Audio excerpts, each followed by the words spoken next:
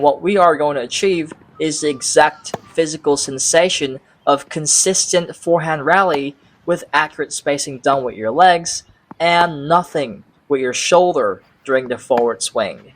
But let's talk about what's actually happening on court.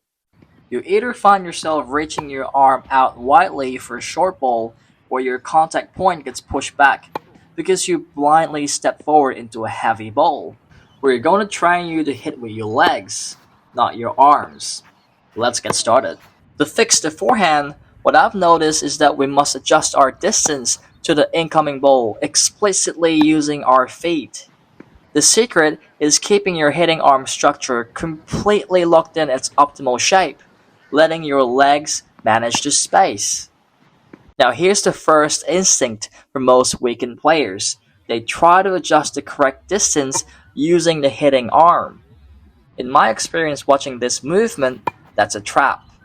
What we want is the appropriate space between yourself and the incoming ball during the contact. By reaching out or tucking your hitting arm in right before the contact, you're losing the balance and ruining both the power and control of your forehand.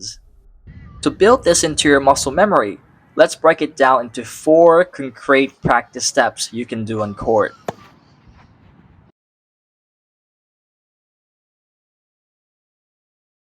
Step 1 is the contact freeze. You're going to do a shadow swing and pause your arm completely at the ideal contact point, committing to memory exactly what that 45-degree out in front extension point looks like and feels like. When you do this correctly, you will feel a clear, comfortable pocket of space between your elbow and your ribs. Your arm should feel stable and supported, not overextended and not cramped against your shirt. Step 2, the anchor foot. The split second you recognize the ball's trajectory, you must find the correct position for your anchor foot, the foot on your dominant hand side. This foot acts as your body's anchor.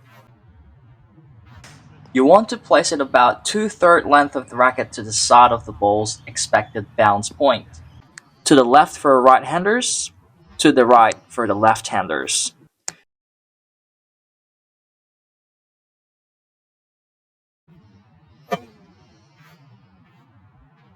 Place a tennis ball anywhere between the baseline and the service line to mark the simulated bounce point. Start in your ready position about 3 steps away from that marker. Move and place your anchor foot about 2/3 length of the racket to the side of the marker. Repeat this 20 times to lock in the visual distance. Next, add a forward step with your other foot and complete a shadow swing. Repeat this full sequence another 20 times. This drill is specifically designed to help you train and judge the correct sideways distance between your anchor foot and the bounce point. If this initial step is lazy or inaccurate, your spacing is ruined before the swing even begins. Avoid stepping directly next to or past the bounce point, which will leave you jammed. Step 3, the semicircle drill.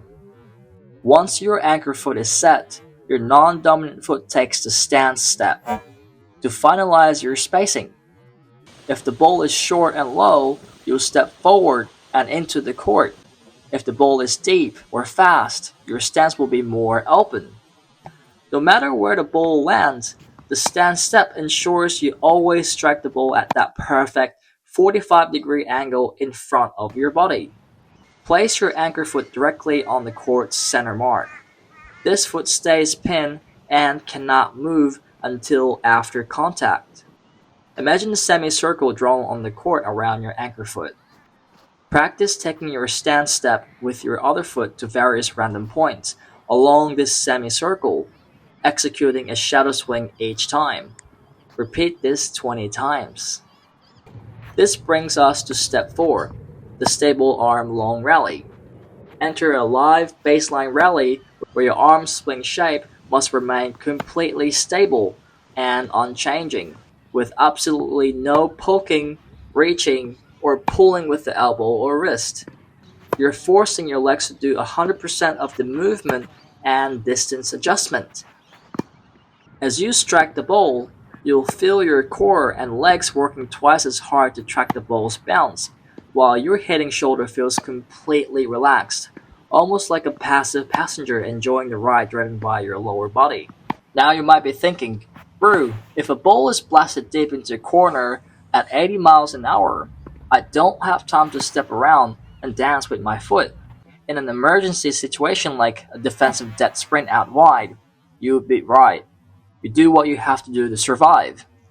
But here's what I've noticed for players focused on consistent, efficient performance during normal baseline rallies.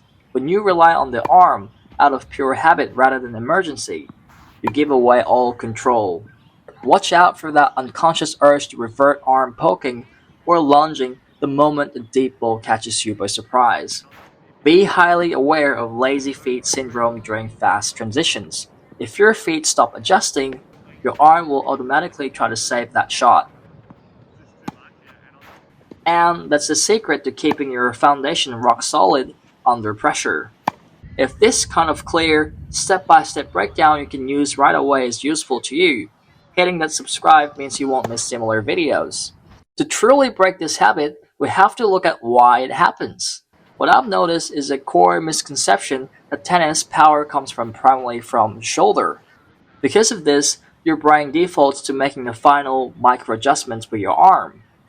Additionally, let's be honest, it is mentally and physically easier to manipulate the lightweight arm than it is to move the heavy legs. Here's what tends to happen. Because your brain thinks the arm generates the power, your feet freeze.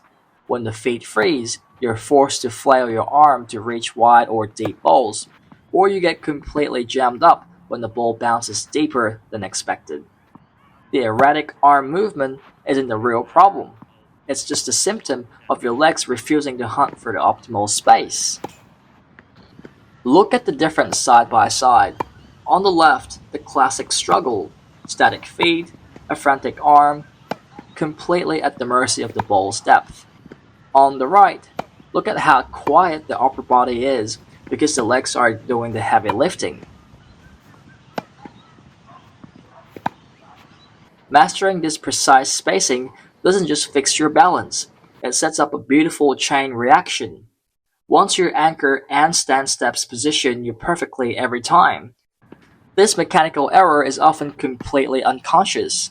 Save this video to your phone right now so you can replay and review this 4-step checklist before your next hitting session.